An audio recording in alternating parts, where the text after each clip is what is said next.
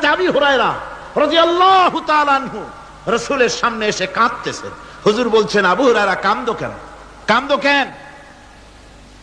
রাতের বেলা কাঁদো কেন? হযরত আবু হুরায়রা বলছেন, হুজুর আমাকে মা মেরেছেন। হুজুর বলছেন, মা মারলো কেন? কোন অপরাধ করেছো? কোন গোস্তাখি করেছো? আবু হুরায়রা বলছেন, না হুজুর, কোন গোস্তাখি করি নাই। তবে মারলো কেন? হযরত আবু হুরায়রা বলছেন, হুজুর আমি আপনার দরবার থেকে ফিরতে রাত হয়ে গিয়েছিল। মা জিজ্ঞেস করলেন, আবু হুরায়রা এত রাত্রে কোথায় ছিলি? বললাম, আমি ছিলাম যে কদম চুমতে পারলে দুনিয়া ধন্য হয়, সেই দরবারে নববীর কদম মোবারক থেকে আসতে আমার দেরি হয়েছে। আমার মা মুশরিকা, আপনার নাম শুনে তার গায়ে আগুন জ্বলে উঠলো, আমাকে ধরে মারা আরম্ভ করলো। বলল, হয় আমার বাড়ি ছাড়বি আর না হয় মুহাম্মদ সাল্লাল্লাহু আলাইহি ওয়াসাল্লামের দরবার ছাড়বি। আমি বললাম, আমার মা, তুমি বুড়ি মানুষ, তোমার গায়ে যত শক্তি আছে সমস্ত শক্তি দিয়ে আমারে পিটাও, আমারে মারো। মারতে মারতে আমাকে বাড়ি থেকে তুমি বের করে দাও। তোমার বাড়ি শুদ্ধ, তাম দুনিয়া ছেড়ে দিতে পারি, আল্লাহর নবীর কদম মোবারক ছেড়ে দিতে পারি না। হুজুর, আমার মা আমাকে গলা ধাক্কা দিয়ে বের করে দিয়েছেন। হুজুর বলছেন, আবু হুরায়রা, তোমার মা তোমাকে মেরেছে, তুমি আমার কাছে নালিশ করছো? আমার তো এখানে ইন্টারফেয়ার করার কিছুই নেই। সুবহানাল্লাহ, সুবহানাল্লাহ। মা তোমাকে মেরেছে, এখানে আমার করার কিচ্ছু নাই।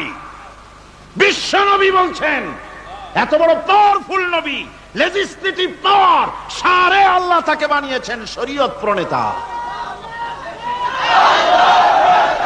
কোরআন শরীফ,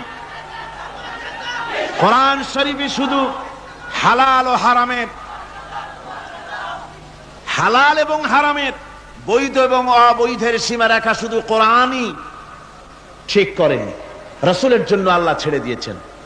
আল্লাহ রাসূলও হারাম, হালাল এবং হারামের বৈধতা অবৈধতার সীমারেখা নির্ধারণ করেছেন। এত বড় ক্ষমতা তার, এত বড় পাওয়ারফুল বিশ্বনবী, তিনি বলছেন মা মেরেছে, আমার করার কিছু নাই। চিন্তা করেন কত বড় কথা, এ কথার লোড কত। হযরত আবু হুরায়রা বলেন, ইয়া রাসূলুল্লাহ, মা মাকে মেরেছেন, আমি আল্লাহর নবীর কাছে মায়ের বিরুদ্ধে নালিশ করতে আসি নাই।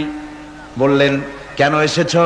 হযরত আবু হুরায়রা বলেন, হুজুর এসেছি একটা কারণে, আমি জানি আল্লাহ নবী যদি আল্লাহর দরবারে হাত উঠায়া কোনো জিনিস বলে, আল্লাহ রাব্বুল আলামিন সঙ্গে সঙ্গে মঞ্জুর করে নেন।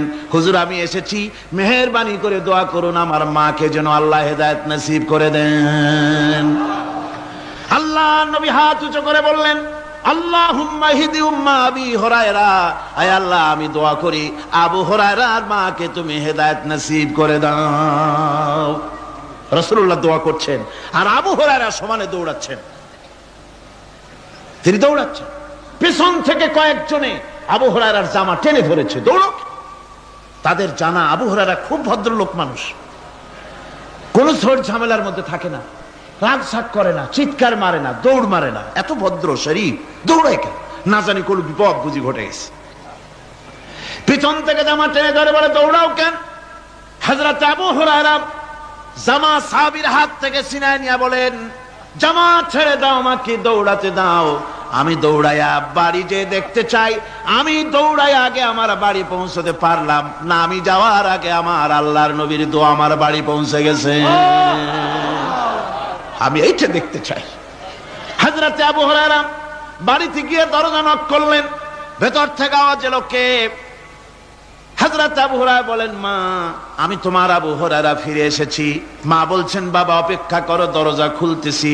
হযরত আবু হুরায়রা বলেন, মায়ের গলার আওয়াজের ভিতরে শিরকিয়াতের কর্কশতা পেলাম না, মায়ের গলার আওয়াজের ভিতরে তাওহীদের গন্ধ পেলাম।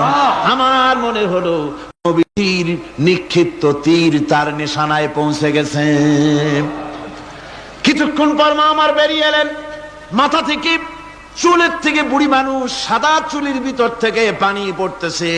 মা বলল, বাবারে তোমারে মারার পর আমি বড় অনুতপ্ত হয়েছি, অনুশোচনা করেছি, আমি গোসল করেছি, মনে মনে ভাবলাম আমার ছেলে তো কোনো খারাপ জায়গায় যায় নাই, কেন তারে মারলাম, আমি বড় লজ্জায় পড়েছি তোমারে মেরে। ও আমার আবু হুরায়রা, আমি গোসল করেছি, পবিত্র হয়ে গেছি, জলদি করে আমাকে নিয়ে চলো বিশ্ব নবী জনাবে মুহাম্মদুর রাসূলুল্লাহর দরবারে। হযরত আবু হুরায়রার মা ঘোষণা করলেন, আশহাদু আল্লা ইলাহা ইল্লাল্লাহু ওয়াহদাহু লা শারীকা লাহু ওয়া আশহাদু আন্না মুহাম্মাদান আবদুহু ওয়া রাসূলুহু। আমার ভাইরা, মা বাপ সবচেয়ে সম্মানের জিনিস। আল্লাহর ইবাদতের পরই মা বাপের খেদমত করতে হবে। আল্লাহ পাক বলছেন, বান্দারে দেখ, মায়ের পেট থেকে আনলাম, মায়ের বুকের মধ্যে মহব্বত পয়দা করলাম, এত মহব্বত দিলাম তোর উপরে, যে কোনো বিদেশে যান, যেখানে যান, বাড়িতে ফিরলে পরে সকলে, ছেলে মেয়ে ভাই বোন সবাই দেখবে সুটকেসে আমার জন্য আনছে কি, সবাই চিন্তা করবে আমার জন্য কি এনেছে। একমাত্র মা সন্তানের মুখের দিকে তাকাবে কখন খাইছে সে। সুবহানাল্লাহ, সুবহানাল্লাহ, আমার বাসার মুখখানা শুকনা, তুই বুঝি আজকে কিছু খাইস নাই।